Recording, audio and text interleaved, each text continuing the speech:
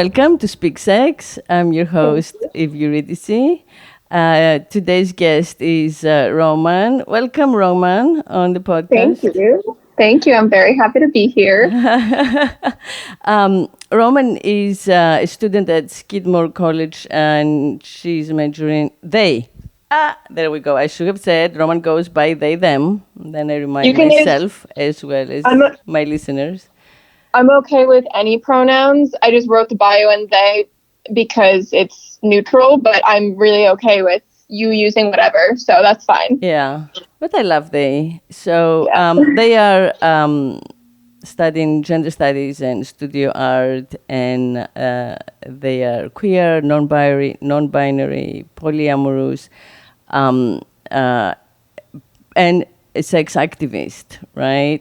So they run Adwhoreable, which is a website and an Instagram account dedicated to intersectional, pleasure-centered sexual education and infotainment.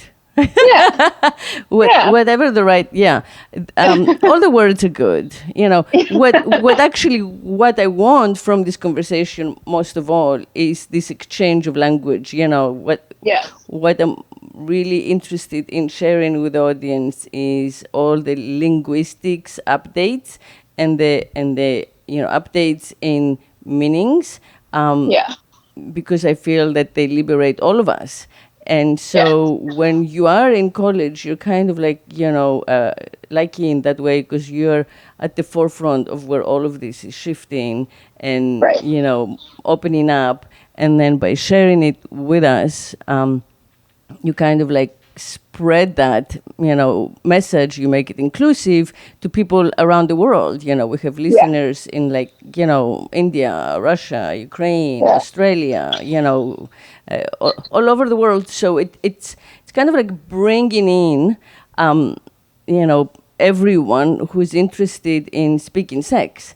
And Right. yeah, and to me, yeah, it's just like an introduction. Speaking sex is not at all the same as doing sex. It Right. it feels that part of my motivation here, though not the main one, but part of my motivation here was the discovery that people would rather find it easier, would rather have sex than speak it. Right.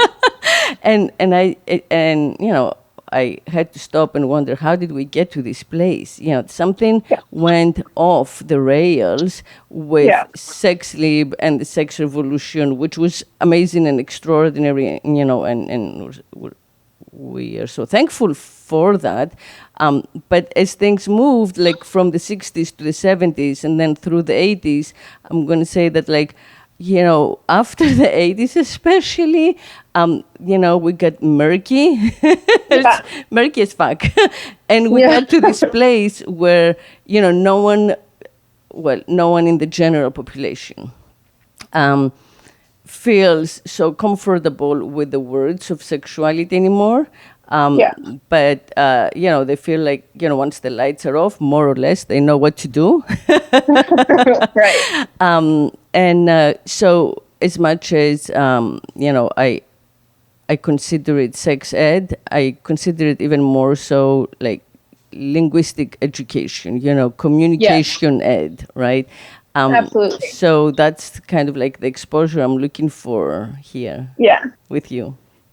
Yeah. So Great. I wanna start with a little bit of your motivation. So this Sure. was one of mine. My other motivation was the Me Too movement. I felt that we had just kind of gained a momentum. Um, you know, uh, Again, in speaking as women from our point of view and Yes. maybe being believed. Right. So I wanted to kind of like continue that and Yeah. keep going, week after week, and not just, Yeah. wait for like the scandals or the headlines. Right. Yeah, so I was wondering about your motivation for Adwhoreable, which is spelled Yeah. Adwhoreable, Yeah. .co. And, I know that just like Speak Sex, for me, it's a labor of love, and you sustain it on, pretty much, on your own, in your free time, right? Yeah. So yeah, tell me about it. Yeah, so it's pretty new actually. So the account is not even a year old at this point. I think I started it in November 2019, just kind of on a lark.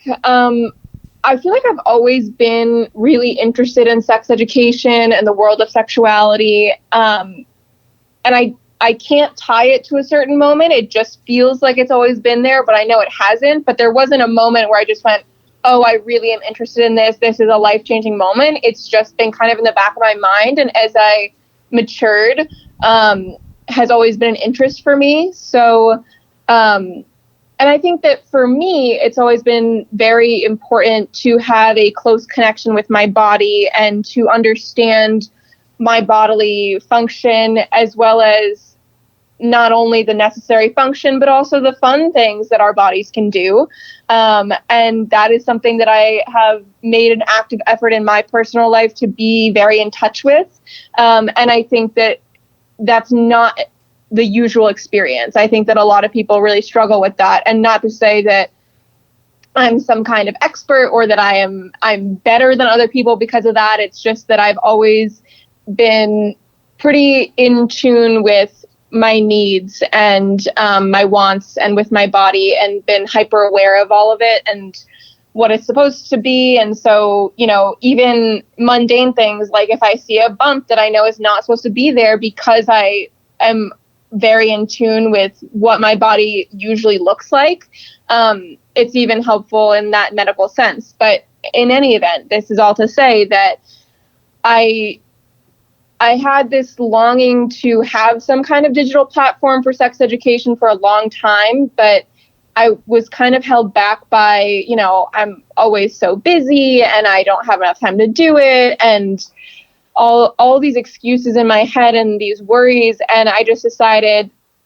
fuck it, I'm just going to make an account. I'm going to see where it goes. If I hate it, fine. If it doesn't go anywhere, fine. But I can't keep complaining about wanting to do this thing that I'm preventing myself from doing. There's no other external factor that is stopping me from doing this. So I did. And for me, like you were talking about with language and stuff, communication is perhaps my number one value in relationships and interpersonal interactions. Especially, I think, because I've been in consistent therapy for almost the majority of my life, not quite, but for a very long time. And so I think that early on, I learned how important it was to communicate with the people around me about how I was feeling. Even as a child, it was even in a more survival sense, when I was really struggling with mental illness, but I didn't know what it was because I was, 10 or so when it started. I didn't have the language to talk about how I was feeling or what was happening or why I was feeling the way I was. So I think that throughout therapy, I have kind of honed in on my ability to communicate. And in my practice as someone conveying sex education information, I'm not yet a certified sex educator, but when I'm conveying that information, the number one thing that I have to emphasize to people is communication. I think that 70% of people's problems in the bedroom could be solved by just better communication. And so that's a lot of what my work revolves around. Yeah, I agree with you. And, the thing is, the challenge is that many of us agree in theory about communication, but then in practice, we are stopped or we self-censor by all kinds of socially conditioned assumptions about what the person we're trying to communicate with will accept or reject, will misunderstand, will judge, right? So I feel that part of communication involves explaining and sharing our definitions, our meanings, kind of like opening up, and trying to get to a place of trust, which again, it's easier said than felt. Yeah. And and another thing that that I feel in response to what you were saying is that for generations before our the last two maybe, before the women's liberation in action, being a female was a form of mental illness in general. Right. Right. Yeah. If all you could do is be confined to the home and be a breeder Yeah. and be passed from your father to your husband whom your father chose, right? Then Right. in a sense, your relationship with the overall language, logic, and system of values is that of a mental patient, because it doesn't quite Right. apply to you. So, Right. you have they had a skewed understanding, and we're talking about many generations of our, female ancestors. So that's also part of the equation, and that's why I love the idea of sex education and sex speaking is completely divorced from therapy, from the Right. therapeutic model, because sexual wellness, right? It's not an illness it's not something that needs to be fixed. It's just Right. something that needs to be revealed and exposed Right. and let out and Yeah. given space. Yeah. And that's what you do, with your account, and I feel, with your activism, and I do feel that, as you said, you have that comfort of being able to share and expose without whatever the terror of censorship or Yeah. rejection or whatever that is. And Yeah. possibly you've gained that through your conversations with therapists. But here we are, and it's great that you can put it to good use. Yeah. Absolutely. Yeah, and be a role model that way. There are a ton of different ways that one could be involved as a sexuality professional. So, there's everything from sex work to health teachers to people who work at nonprofits for reproductive justice to OBGYNs and nurses. And there are just a million things that you can do within the sexuality realm. And so I think that the first thing that anyone interested in sexuality has to do is prioritize what within the sexuality realm that it is that they want to focus on. So for me, that's education, and that's wanting to be confident in my knowledge in order to talk to other people about it. And of course, there are other options that are more involved that are in that same vein. So if you go to a master's program or a PhD program, or you become a sex therapist, which I've also definitely thought about. And my only hesitation with that is that I think that I'm terrible at marketing myself. So I think that it would be a little bit tough for me to handle the business side of that. But in any event, I think that the certification, I'm pretty confident in the knowledge that I disperse right now, that for Adwhoreable, all of the educational posts are thoroughly researched, and I am looking through scholarly articles and reliable websites. And so I'm very confident that the information is correct. But I think that the certification, the most utility of the certification comes from other people acknowledging that you have knowledge that is something that they might not have, or that you are a certified expert on a topic, or that your information should be trusted to a certain extent that maybe you might not trust an amateur just spouting off facts. Yeah. No, I totally, hear it. We live in a hierarchical society, and so, these degrees are part of that hierarchical system. And it doesn't mean that we want to, perpetuate it. Right. But as a shortcut, I do feel that it's good to know that, in 2 or 3 months, you can get a,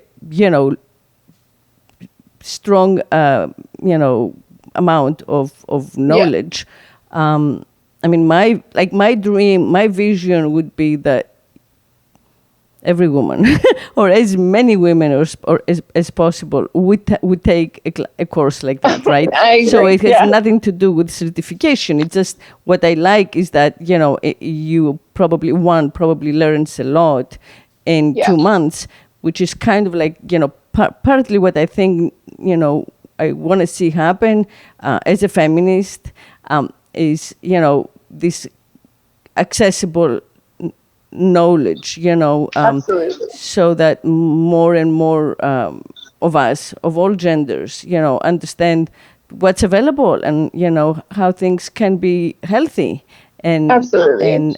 and functional, and how we can get like somatic healing instead of healing from within instead of from without, and then help each other.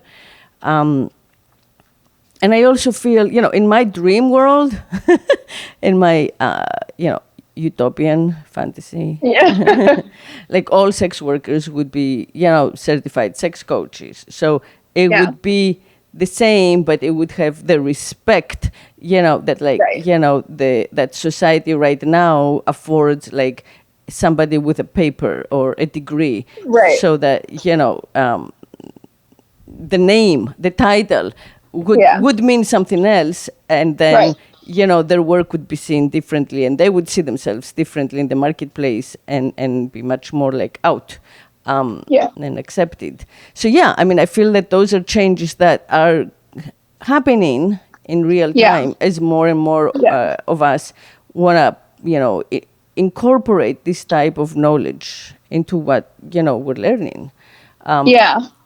I think And that, sorry. yeah, it's okay. Go ahead. I think that especially for people who have ready access to education and have the privilege to do that, don't really think twice about it. But the ivory tower of academia is so real and so gatekept by those who are trying to stay in power, because there is absolutely capital in academic certification and academic knowledge, and other knowledge is, and other types of creating knowledge, like anecdotal experiences, lived experience, is completely discounted. And it is, I think that it really does everyone a disservice, because we are putting academia on a pedestal. And while academia is great, if it's not intersectional and diverse and it's not accessible, then it's not really for everyone. And if it's not for everyone, then it's only serving the privileged few who get to partake in it. And then at that point, you're enforcing the hierarchies that are oppressing marginalized people. And that's one of the things that I just adore about my gender studies program, because I have always considered myself to be a very open-minded person. And I was frankly shocked at how much I feel like I've learned just over the past year since taking my first gender studies class. It has just blown me away, frankly, about how much there is that I don't know about, different experiences of marginalized people, and different ways that society is constructed, and different systemic oppression. And not only that, but even fundamentally, the way that we create and value knowledge and think about epistemology and how different knowledge comes to be is really shocking. And again, for someone like myself, who even before college made an active effort to keep myself informed on these types of things and stay involved in these types of things. When I took my first gender studies class last year, my sophomore year of college, I was just blown away thinking about intersectionality, thinking about how different identities play into each other, and how systems oppress people rather than it just being on a personal basis, someone using a slur or something. It's so much bigger than that. And I think that it's really opened my eyes. And this is all to say that, off of what you were saying, wanting everyone to have the kind of access to the information that we're talking about, I think that kind of information also needs to be more accessible. That I think that a lot of hatred comes from ignorance. And I think with a program like that, it would really change the tide if it was more accessible to people, because when you are learning about something and you have exposure to it, it's a lot less scary. And then you might be less inclined to feel negative emotion towards it. So I'm thinking, like, with people who are transphobic, when you get to know the experience as well as possible for someone who doesn't personally experience it in this hypothetical scenario, when you're learning about the experience, how that person is navigating life, how they are oppressed systemically, and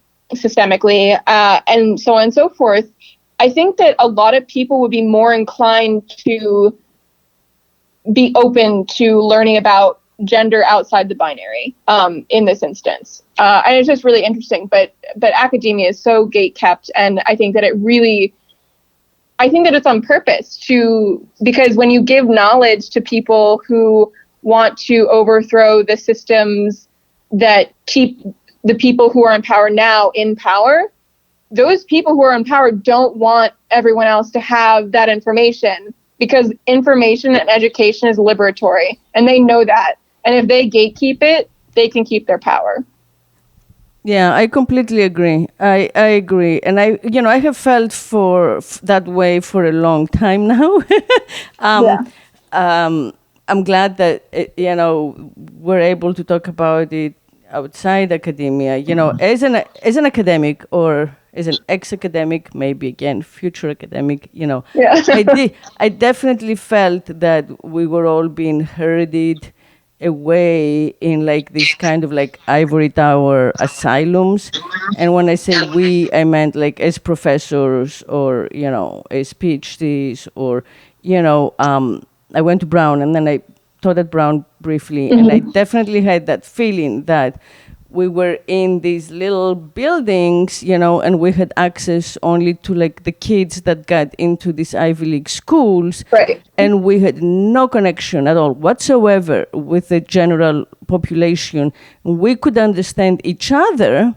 We couldn't understand that, the people outside, and the people outside couldn't understand us. It's really like also, so there is kind of like a two-way, control, or in the sense that the knowledge is kept inside, but also the ones who are the producers of knowledge are kept inside.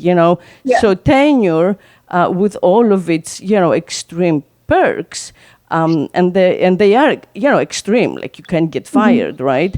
But it is a systemic, kind of like. What's the word? I don't want to say it's not. It's a systemic prison almost, or incarceration. Is that, I don't know if that's a huge, big leap to make. Of knowledge, of knowledge as it's being made. So you turn on the TV and you have these hugely popular, unscripted reality TV shows. Like How to Marry a Millionaire, 20 versions of this, or right now Indian matchmakers, all over, or get married after one meeting and see how it goes, or I don't know, like endless, iterations of little things like that. The Mormon housewives, whatever, desperate, all kinds of desperate housewives, and it's almost like we live on two different. In two different languages, in two different worlds that don't exchange and participate. So again, like in my dream world, we would be doing reality TV, right? We would be, there would be shows that would be the opposite, that would not perpetuate the constricting, oppressive cliches, but instead like demolish them in an entertaining way, in a humorous way. And I did know that humor is part of like is in your toolkit, and I appreciate that, because we gotta include that as we want to bring people in. And also, just to your point about trans people as an example, my view of that is that, if anything, trans people open up space for genders. They open up space for all of us to kind of, Sure. I find an identity that's not limited Yes. by this extremely binary and insane, like predetermined and Yeah. you know binary system that makes all kinds of crazy assumptions that are not true on an Yeah. individual basis. Right. Even for cisgender people, they're Right, not that's true. what I mean. Yeah. Yeah, exactly. No, I totally agree. Yeah. And for me, gender exploration and identifying as a trans non-binary person, as I have come to identify, has been and still is a really crazy journey, because at that point you're really interrogating, what is gender to me? Because in order to identify with a gender, you need to know what the options are. And when I started to sit down and do that, I was like, wait, what does it mean to be a woman or a man? Because I don't know if I want to make such a bold statement that there is nothing inherent about gender, but I think to some degree there is. And I think that it's hard to make a statement like that also, because definitively, because no one is pre-cultural. We are all products of cultural conditioning. And so it's impossible to know what our conceptions of gender, if any, there would be, if we weren't culturally conditioned the way that we are. And we can't know that. So at that point, for me, a lot of gender is based in the gender performance and based in how you're presenting yourself.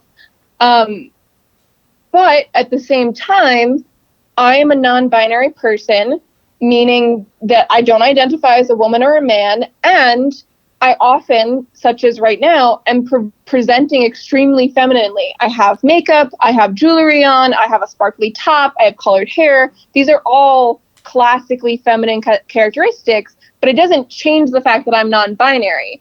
So, and at the same time, there is no wrong way to be non-binary. I'm still non-binary no matter how I dress, but then that tears apart any definition of gender that is predicated on aesthetic presentation or how you look or gender performance, because what does that even mean? Because my gender doesn't change whether or not I am wearing a button-up and a tie or wearing a halter top and jewelry.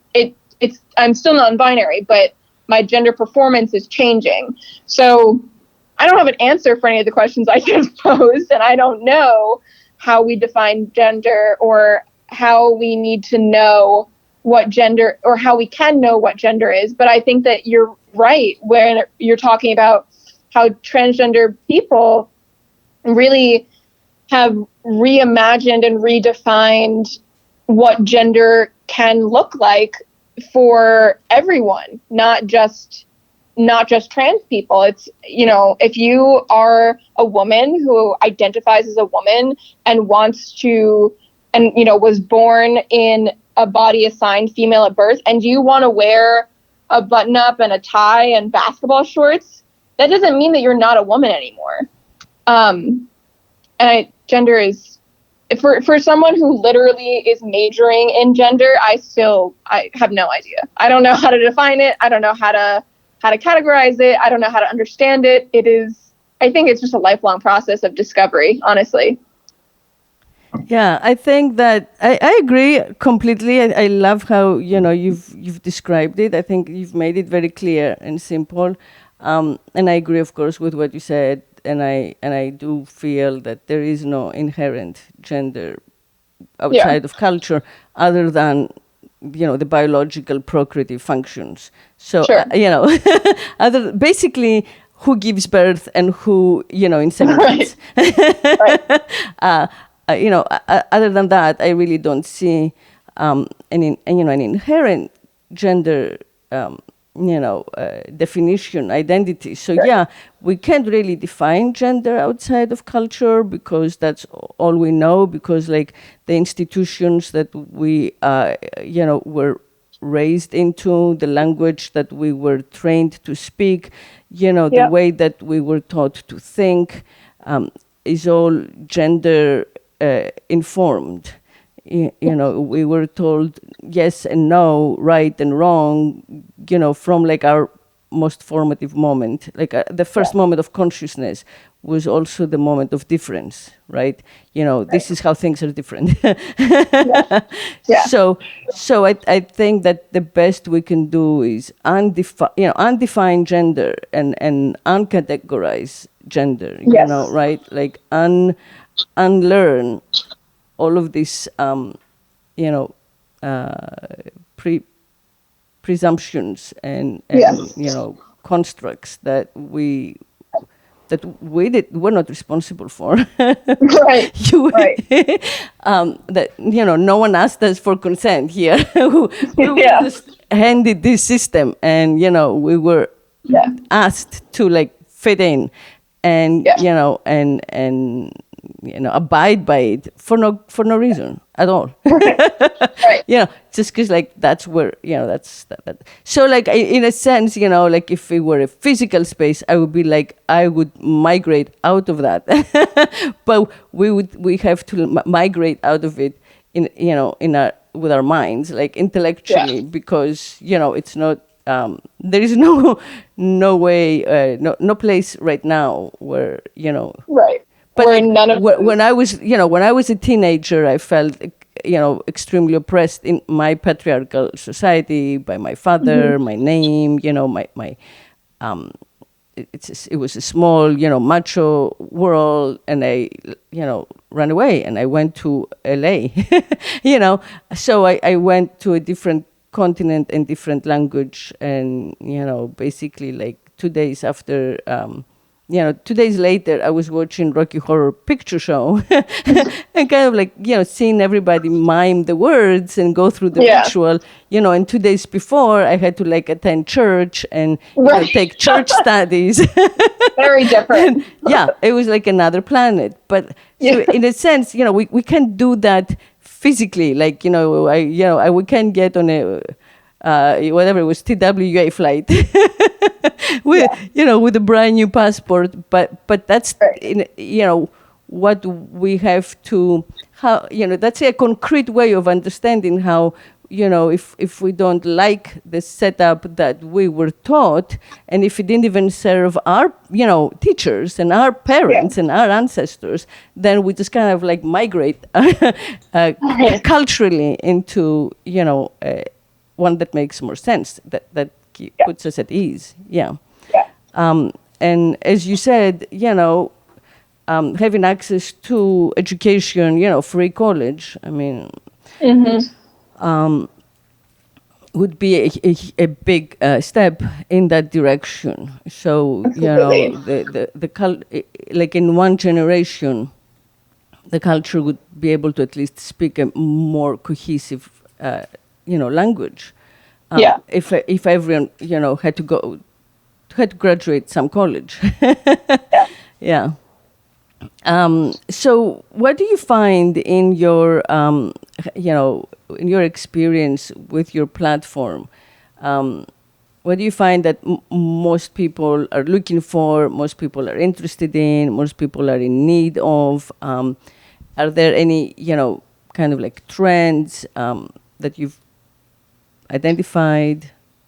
So something that's really interesting for me is that because I am so immersed in the world of sex education and I'm constantly learning more and reading more and looking things up and learning about new things, it is sometimes hard for me personally to go back to the time when I didn't have access to that information and to remember that that information is a privilege, because a lot of things that might seem obvious or that I might assume that everyone knows, not everyone knows, because not everyone has the access to this information. And that's exactly what the platform is for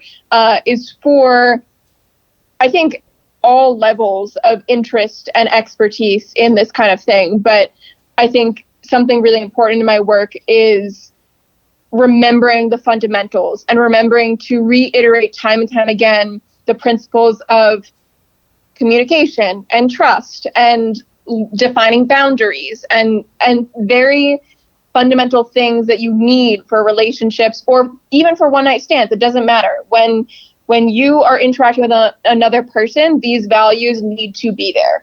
And then there's more specific information that is also fundamental, like you need to remember to clean your sex toys and you should remember to use lube and et cetera, et cetera. But so a lot of the interest that I have is for topics like that tend to be overviews or introductions to things like I just did one on ethical non-monogamy. When I was first starting out, I did one all about the different kinds of lube that you can use and having a reference point for when do I use oil lube, when do I use silicone, blah, blah, blah, blah. And so I've gotten really positive responses for things like that because I think it's really helpful for me personally to have that information just all in one place where I can go there.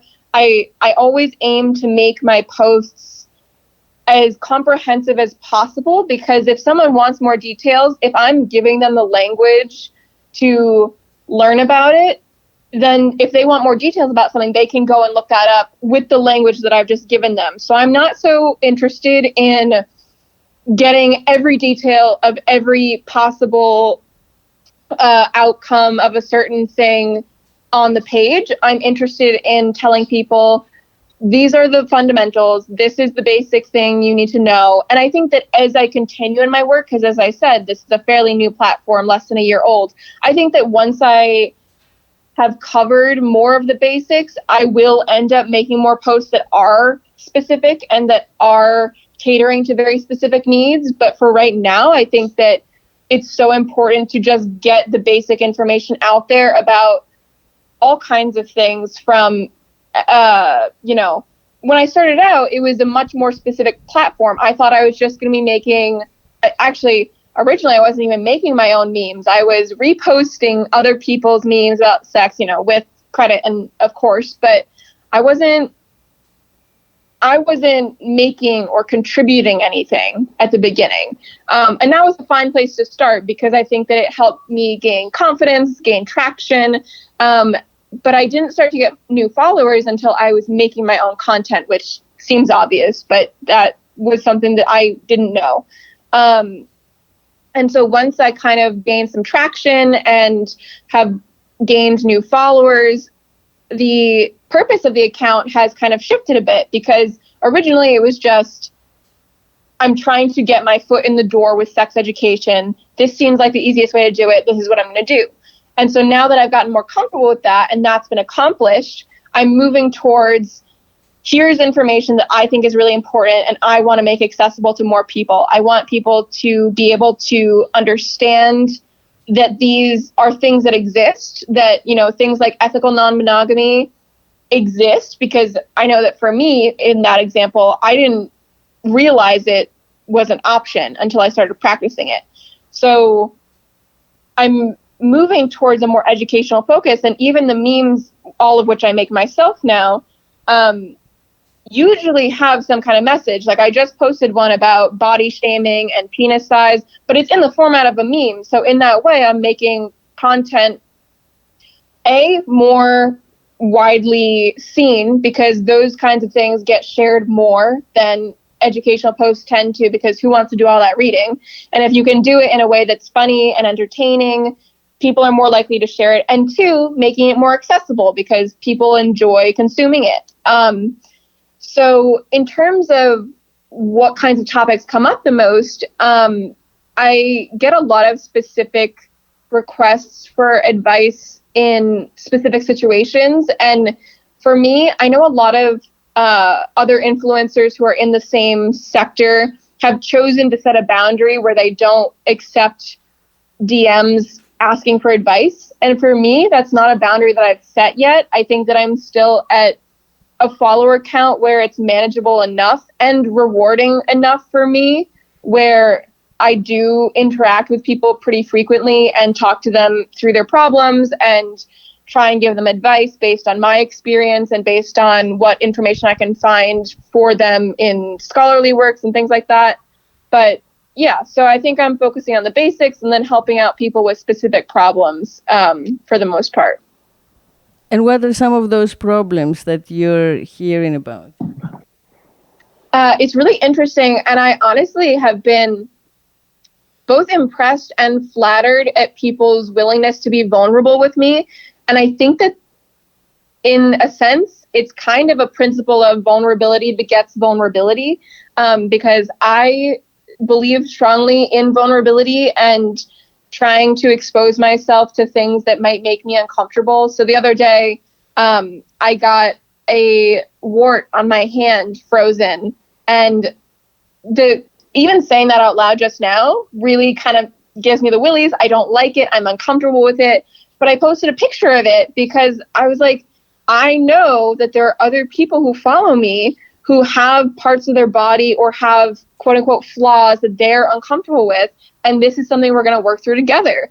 So I think that by making myself so vulnerable on this platform, and certainly there are trade-offs for that, but making myself so vulnerable on this platform allows people to be really upfront and open and honest and vulnerable with me. And that's something that I really appreciate and admire for the people who do come to me. So oftentimes people are asking about specific relationship issues. So I've had people ask, I'm interested in an open relationship and I don't know how to bring it up with my boyfriend. Can you give me advice on how I should approach the topic? Or sometimes it's something like, I want to buy my first toy. Where would you recommend that I start? And those are some of my favorite questions to answer because I am fascinated by sex tech and love talking about it. So those kinds of things are generally what I get. And it really ranges in either being internally focused. So for some people, they say, I have this problem, I have a cyst or I have a bump or I have, I'm having vaginal dryness or whatever the problem might be, and working through that problem on an individual basis. And I also have people who are coming to me saying, I am having interpersonal issues and I need to figure out how I can talk to this person about this. And I think my role in that instance is really talking through how to communicate it, because almost always my advice is tell them. It's very rare that someone will say, I did this thing, should I tell my partner? And I'll say no, because I think that open, transparent communication is the best way to avoid arguments and misunderstandings and whatever else. But yeah, so it's a pretty wide range of things. But I have really enjoyed every interaction I've had like that and have so much respect for the people who I've had those conversations with, because they're actively trying to learn. And I'm not yet feeling like the task of giving advice to people is more burdensome than it's worth to help people to the degree that they need help. Because if someone is making an active effort to learn and to be a better person, and if I can, in my small way, help them get there, I don't have a reason not to do that. That's beautiful. I just want to say that's beautiful. You. Thank you. Yeah. Thank you. Yeah, I really have the most amazing followers and have the most amazing relationship with them, and I'm extremely grateful for that. Yeah, well, I mean, it gives me shivers, and what I love about it, which is what I also try to practice, is like not monetizing knowledge, not monetizing, advice, the same way that I feel that we need to like demonetize sex, and the body, the sexualized body, I feel the same way, that we need to demonetize, knowledge of sex and knowledge of the body, and so again, to speak for a second about the kind of like ivory tower problem, there are plenty of coaches these days. There weren't, a couple of generations ago, but there are more and more, yeah, or tantric practitioners, or however they want to present themselves. They choose to present themselves, but they're expensive. Right. They are really expensive. So I feel that their advice or their support or their help, such as it is, always comes with, now get a private session, pay me, right? So, Right. and I'm not, I am just saying that there is something wrong with that system, because once again it gears to the affluent and the privileged. So which means it serves those who are already extremely well homogenized.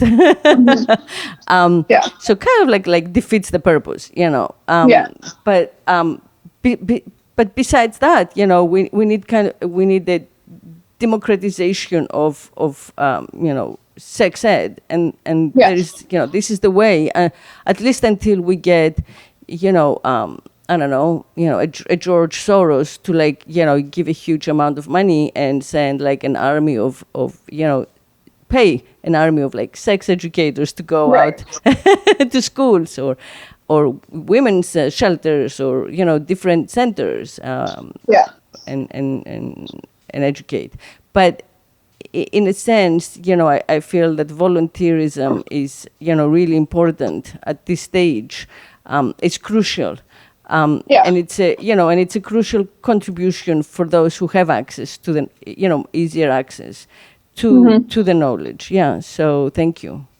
Yeah, absolutely. So, I have a couple of more questions, but one that comes straight from what you just said is, so what is your opinion on sex tech, and why are you fond of it? So I think that sex tech is fascinating. I have a fairly large and growing collection of sex toys. I think that it's really cool what sensations people have figured out how to create and to make available, and especially some of the women-run brands, like B Vibe comes to mind with Alicia Sinclair, and I can't think of any more off the top of my head, but there are plenty. I think that it's really cool that in those instances, especially the women run or non-binary run or whatever, companies are offering an experience and I'm trying to figure out exactly how to say this, are doing really important work, because I think that there's a lot of power in pleasure.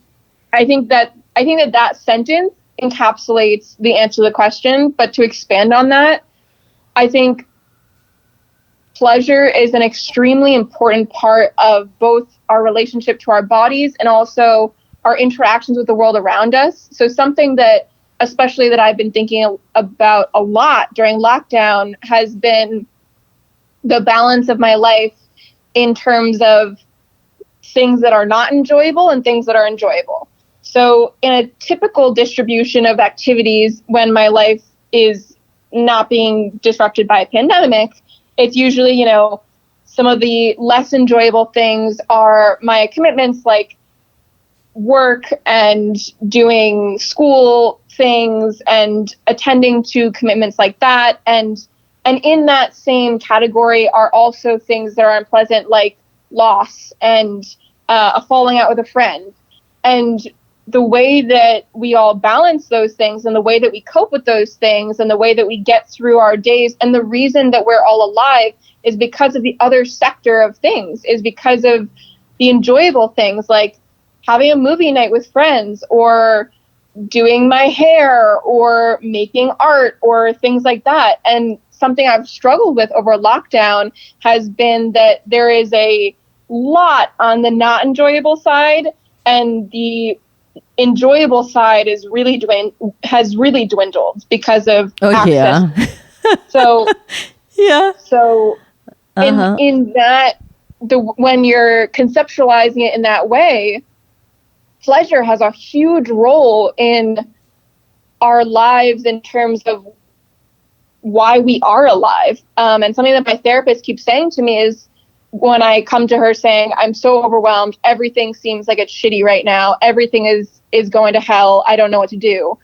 She keeps reminding me, you need to put meaning in your life. You need to have a reason to deal with the not enjoyable things. And you need to have things to look forward to so that the not enjoyable things are not so indefinite and ongoing. So in that framing, pleasure and sex tech making pleasure more accessible. I mean, don't get me started on pricing and the accessibility of the financial bit of sex tech, but I'm hoping that in the long term that pleasure and sex tech will start to be considered more as a healthcare necessity, that it's not so much a luxury of, I'm buying this $200 suction toy because, for shits and giggles. I want it to eventually become, I'm buying this because orgasms make me feel good and help me improve my relationship with my body and improve my relationship with my mind and help me enjoy life more. And I think that shouldn't be a luxury, and it shouldn't be priced as a luxury. I mean, of course, with capitalism being the way it is, you want to make sure that your production is ethical and compensating people fairly for their labor and so on and so forth. So I'm not saying that we should all be making shitty toys in sweatshops and selling those, but there is a huge importance to pleasure. And I think that that's a huge part of my fascination with sex tech, that it's so fundamental, and it should be so fundamental, I guess. Yeah, well, it does free our pleasure from the need for another, for a partner, and Right. and it's at times like this especially, but also Mm-hmm. at times when of transition in life or of process, of self change, it's definitely a good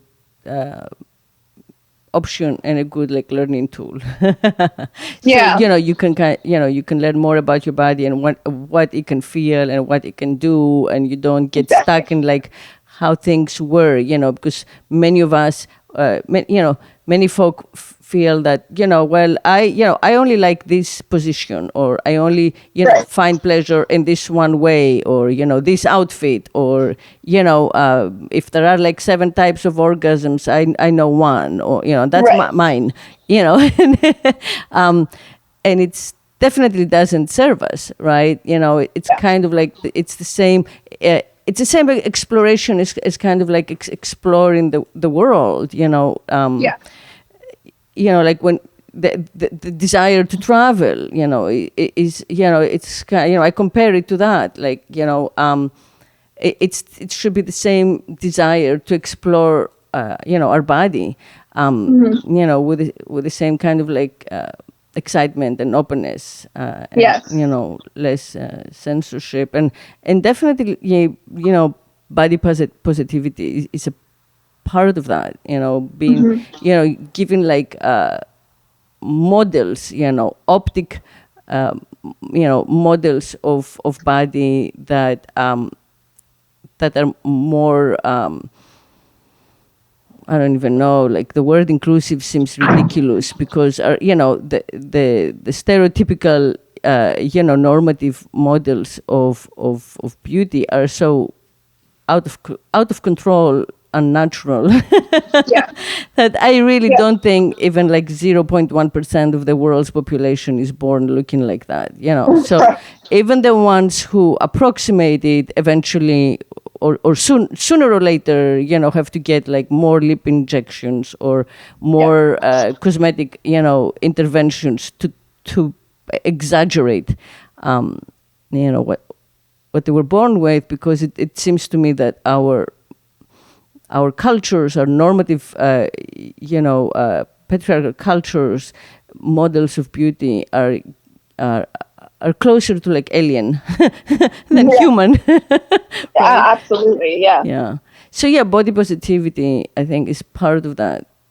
Oh, absolutely. Yeah. And to go back to the first thing you were talking about, I'm a huge advocate of people masturbating and exploring their own body and getting in front of a mirror and exploring their genitalia and their body before jumping into bed with someone. And there's nothing wrong with not doing that first, but I think that it really enhances your experience to, if you understand what your body enjoys and you understand what kinds of sensations feel good to you, it is going to make partnered sex a million times better. And I think that that sex tech makes that exploration more enjoyable and more accessible and a little bit easier in a lot of ways because you have a tool to do it for you. I think that we need to be framing sex toys as tools, because they are extensions of ourselves to provide sensations that we wouldn't be able to otherwise experience. And then,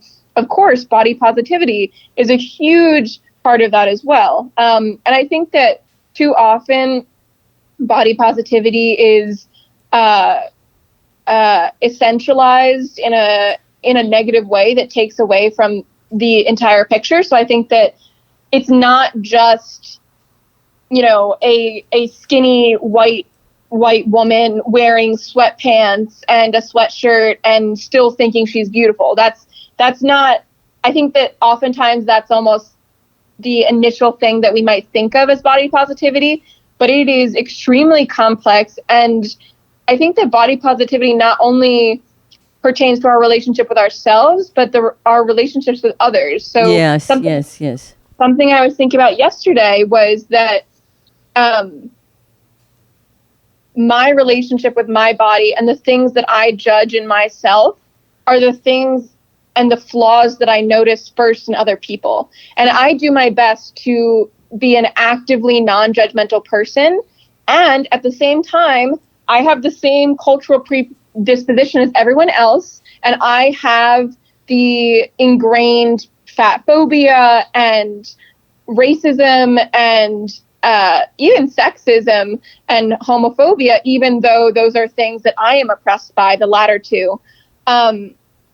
And so those things are things that I try and be hyper aware of, because I know that if I see someone else exhibiting a characteristic that I have that I don't like, that's going to be the first thing that I judge them on. And it's not a quality that I like about myself or that I think is positive. It's a complete knee-jerk automatic response to something. And I think one of my favorite quotes, or I don't know where this comes from, but it's something that I have definitely seen posted around the internet several times, is that the person that we are is not the first knee-jerk reaction. It's defined by, our values are defined by the second reaction to the first reaction, where you say, wait, that was not a productive thought. That was not an okay thought. That was not a non-judgmental thought, and that thought doesn't align with my values, and that thought doesn't allow me to live my life by my values. And I think having that conscious recognition of that is really important when you're thinking about, in this instance, body positivity, but it really is widely applicable. Yeah, I agree completely. Yeah, it's the, count to 100, or sometimes we need 1,000 or whatever response, that is the more true to ourselves, Yes. Yeah. And that's why, a big part of this process is, forgiveness, forgiving ourselves and forgiving others, kind of like, beginning with the understanding that, we're all flawed beings in need of forgiveness and mercy, and then, doing our best. But self-forgiveness is also huge, because our inner, judge, critic, and then we have our inner, we have an inner victim and our inner, judge, critic, and they're both, again, passed down to us, Yes. And they're, tools of the patriarchy, of the hierarchy to keep us, homogenized. So we can't like self-hate that part because it's, it's definitely who, we've been trained to be. But, once we recognize that reaction and we agree that it's not really who we authentically want to be or feel, we can be, then we can have that reaction, first response, and then put it to rest, and find the truth next, if that's what it takes, and I feel like you give that type of way of living a year or 2 or 3 or 4, and we'll end up like shortening the time it takes to get to the truth. Yeah, for sure. Yeah. And why the W in Adwhoreable? I'm a big fan of puns. Okay, so originally, actually, my username did not start out as Adwhoreable. So originally, I was the Holy Scripture, but holy was spelled HOE. And it took me a couple of months with that name to learn about and recognize that hoe, H-O-E, calling someone a hoe, is derived from African American vernacular English, and that it was not really an appropriate usage of the word for me to build my brand on a word that I was taking from unintentionally, but the harm is done regardless of my intention, by using AAVE. So after a lot of reflection, after first learning that, I decided that I needed to change course and change my username to something that would be appropriate and not be offensive and not be discriminatory. So I ended up brainstorming a bunch of different names, most of which were puns on sexual words like slut and things like that, and whore, which is what I ended up with. And through a poll of my followers, which at the time was maybe less than 1,000, I honestly don't remember. But from that, I kind of narrowed down what people seem to gravitate to the most. And from that, I got Adwhoreable. So I just kind of combined adorable and whore and tried to put those together just because I thought that it was fun to have a pun and to kind of play off of the sexual promiscuity implied, and not even implied, that is blatantly associated with whore as the whole meaning. So yeah, that's how I got to that. I'm a big fan of puns and bad jokes, so that was where that came from. Yeah. Okay, I get you. Yeah, I was wondering, because the word is just such a heavy word, but I do love, liberating like all these weighted, overweighted words that are, hard to even like say without shuddering from their shackles. Basically the only thing we can do with all those with words that have become, let's say, dirty words, or cuss words, in in the sense of like extreme moral judgment, is to use them as puns, and without any of all those meanings at all. So yeah, in that sense, it makes sense to me. I feel that taking it on from a place of like just fun, Yes. Is a definitely is a good hack. It is a good twist. Yeah. Yes. So that's wonderful. Thank you. Well, I think Yeah. we had a wonderful talk. I mean, I don't Yes. know if you want to cover anything else. Your website again is Adwhoreable. It will be, in the description of the episode and Yes. the YouTube. And it's .co. And thank you, Roman. It was a Yes. pleasure. Stay in Thank you touch. so I wanna much. definitely follow your studies and your path, Yes. and Thank have you. you come back and tell us more. Yes. Oh, I would love to. Yes, this is an amazing conversation. Thank you so much for having me. And this was my first interview about Adwhoreable ever. That's So I wonderful. am Yes. so excited and Yeah. so honored. So thank you so much for having me. I had a Love it. wonderful time. Yeah. Yeah. Me too. Me too. Yeah. Great. And everyone out there, thank you for listening. Thank you for being with us every week. And until next Friday, keep speaking sex. So we're excited to announce our partnership with oldplayground.net. It's the site to go to if you're in any way curious about what to do next in your sex life.